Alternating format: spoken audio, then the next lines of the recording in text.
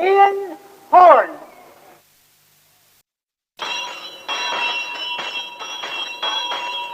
Notice the Isles of Scilly Museum will be open in the Garrison Lane from 10 a.m. to 9 p.m.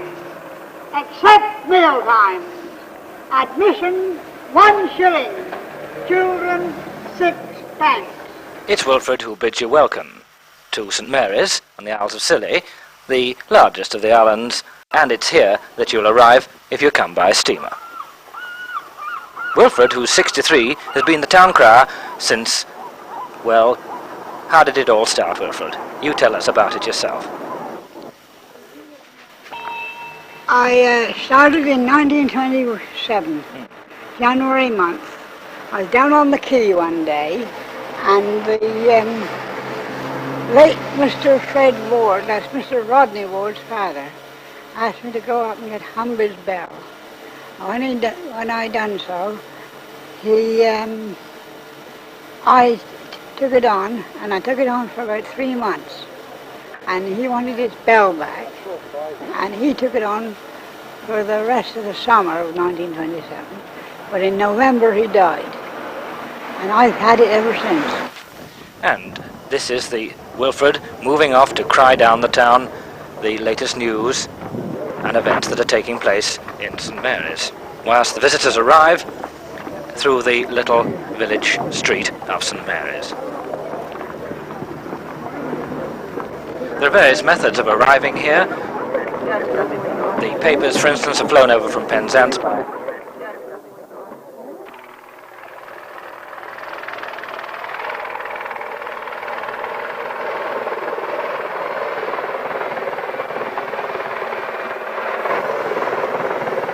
These, in fact, belong to the Royal Navy, and we're coming over at really our wishes. Because earlier, on one of our little dives, one of our party had found a mine in 80 feet of water. We duly reported this to the local policeman, one incidentally only on the Scillies, and this was the result. They came over just for the day, from Plymouth. How far is it to lug on over the airport there? Down where they've gone, down over the airport. I mean, do they want us to point where it is, or shall I show them where to run the water? Well, it was a question of just telling them whereabouts it was, but they were unable to find the mine, and to this day, as far as we know, it's still bobbing about, wedged between a rock 80 feet below.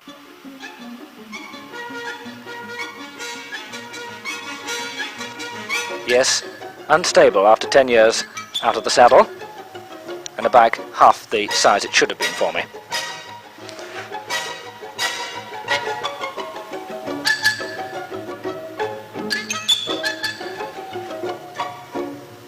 This is really the best way to explore the island, St Mary's, that is.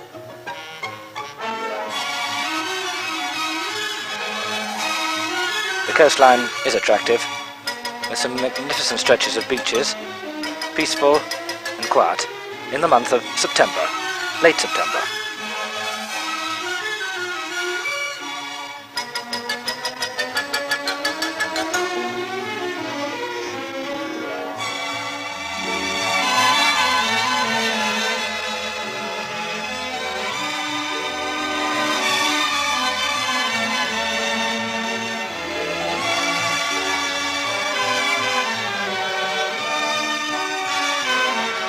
The coastline is certainly varied, and here, along these rocks and just on that headland, lies the Lady Charlotte, a steamship which went down in 1911, lying in 90 feet of water. Quite an interesting wreck to observe.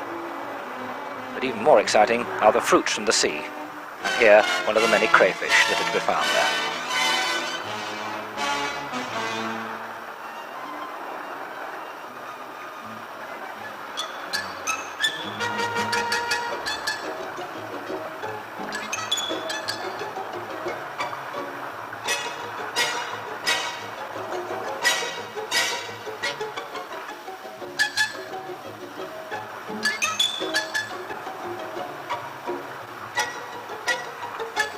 had one glorious week of really hot sun, and calamine lotion and suntan lotion were really in full use.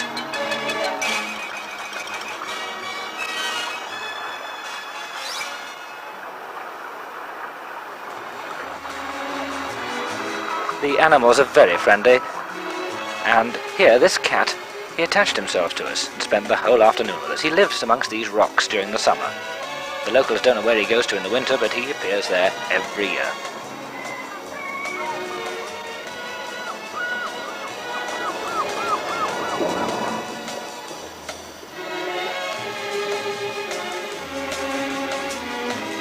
And there he was when we left him, lying in the hot sun on the rocks.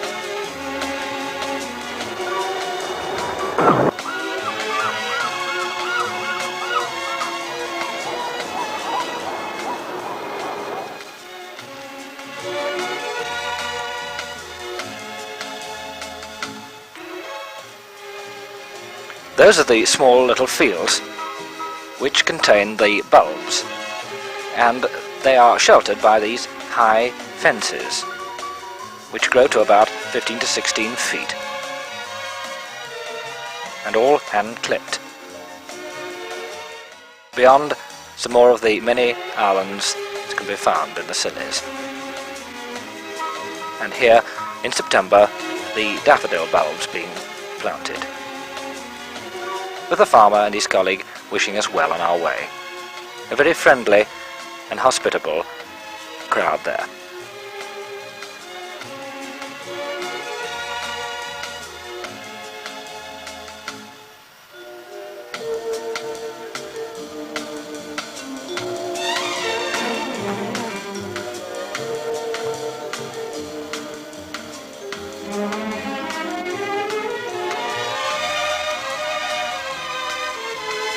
As you can see, the roads somewhat disappear, or at least become very scarce.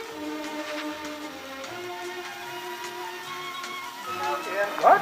I'm coming through. In some cases, vanish altogether.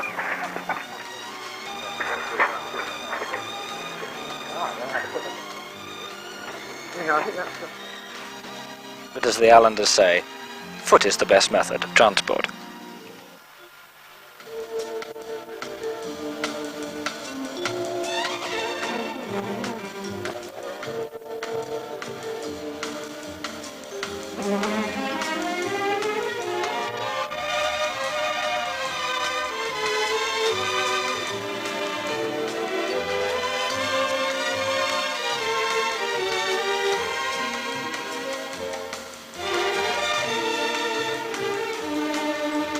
These are the houses which belong to the Lighthouse Keepers.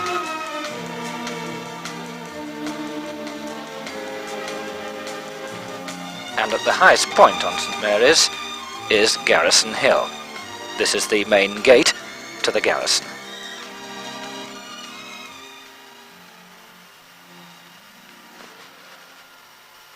And above the inscription to the late governor of the island, and below the stonemason who decided to leave his mark too.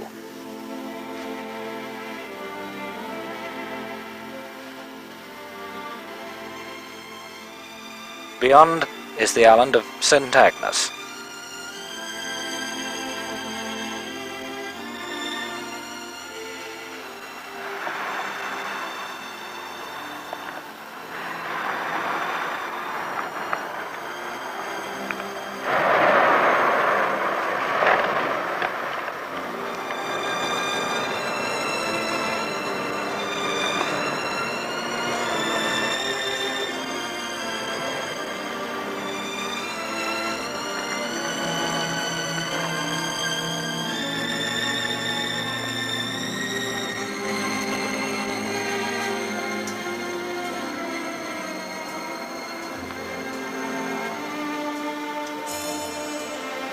But on again by bicyclette, this time to the harbour at St Mary's to plan an excursion to one of the islands. There are plenty of characters to advise you.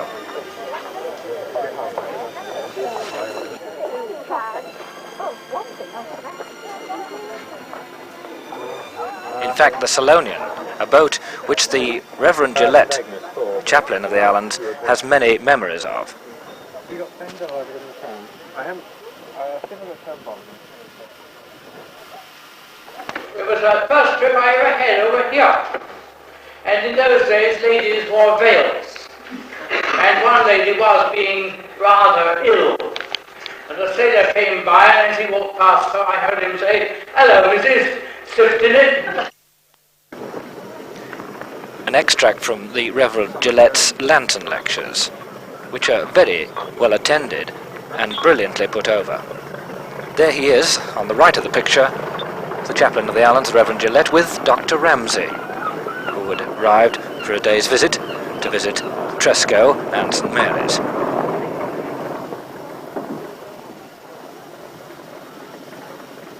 This was a great occasion for the islanders. The first time he'd set foot on the Scillies.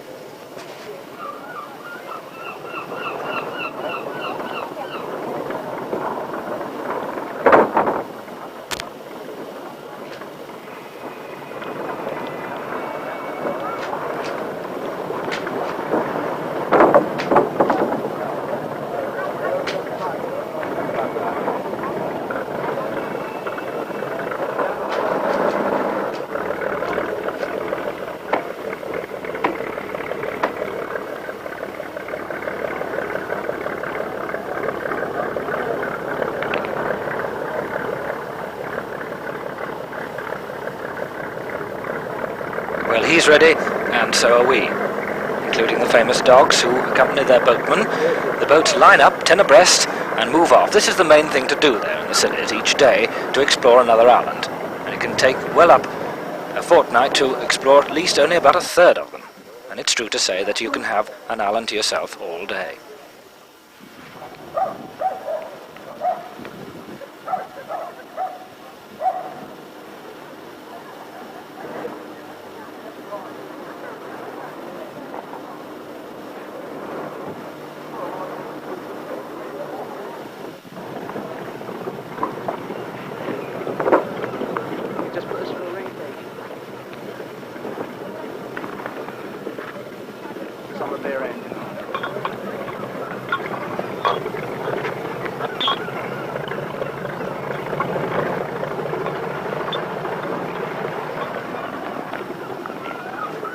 Well, the Archbishop's moving off.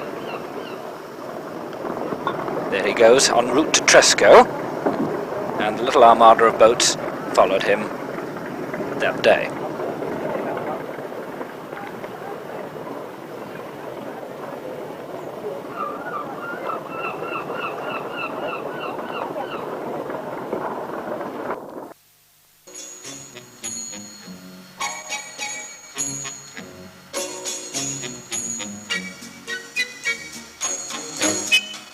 Yes, a reminder of the certain things you can't do on Tresco, so the best thing is foot it.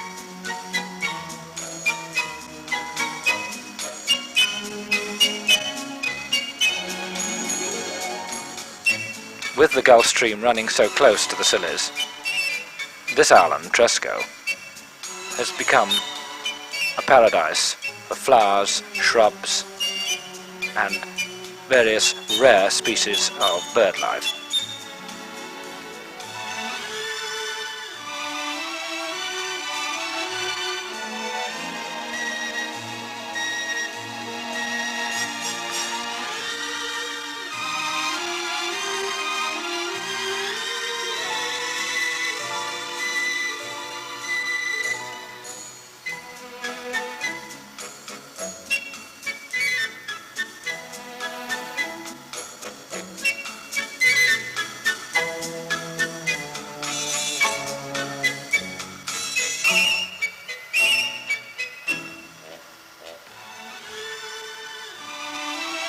But at every turning the sea is not far to hand, and we crossed right across Tresco to the furthest point.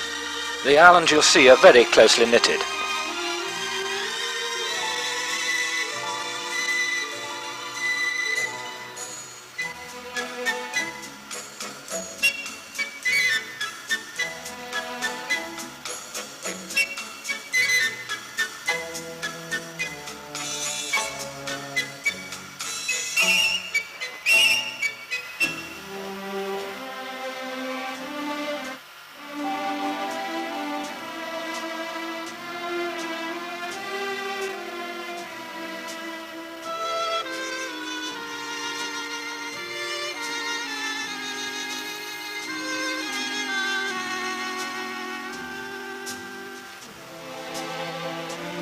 On the Scillies there are many ancient monuments and relics to be found. This one, of course, we had to reach to go to the top and have a good look out to sea. Although the day we went to Tresco it was rather dull. There is one of the boats making its pilgrimages out to the Bishop Rock Lighthouse, which lies 7 miles in the Atlantic Ocean. The highlight of any trip, and an exciting but thrilling swell, as William Burroughs can tell us, as his job is with lifeboats. Have a dead calm here in the morning, and you can have a swell reaching, say, anything up to 30 feet high, in a matter of an hour. Now, this is dangerous in respects, when was it? About 12 years ago, maybe a bit more now. The fishermen, the lobster fishermen, went away. I think there's about 6 boats from here at the time, went away for the lobstering. And they got so far down, lovely calm morning, and suddenly the sea just started doing that. Well, 5 of them turned back. The other one never came back. They were both drowned. And the sea, within an hour of the boats leaving and getting home, on the rocks, was gigantic. We had in fact arrived to deliver the mail. This is a daily pilgrimage when conditions allow. And the lighthouse men, 3 in all, are on the Bishop Rock for 2 months, and then a fortnight ashore.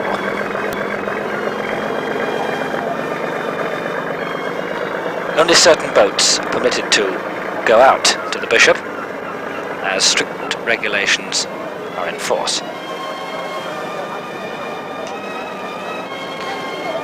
The Bishop is the highest, one of the highest in the world, rising sheer from a pinnacle of rock 165 feet. And in the height of a gale, the waves can break right over the top.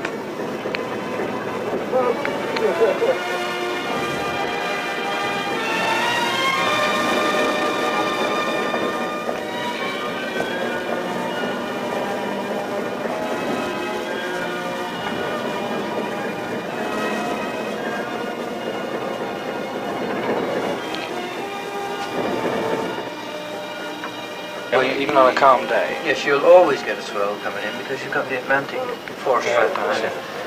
In fact, it can be very dangerous. You can have a dead calm here in the morning, and you can have a swell reaching, say, anything up to 30 feet high. So we remember that warning, as all boatmen do. They give the Atlantic the greatest respect. There's always something to meet us, and the gulls were no exception.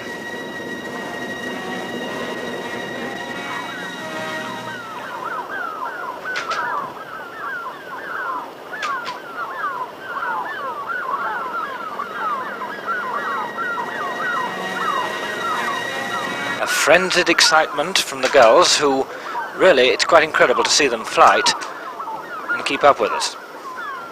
But the cat indeed, here on the Scillies, has the final word. A memorable holiday in the year of September 1965.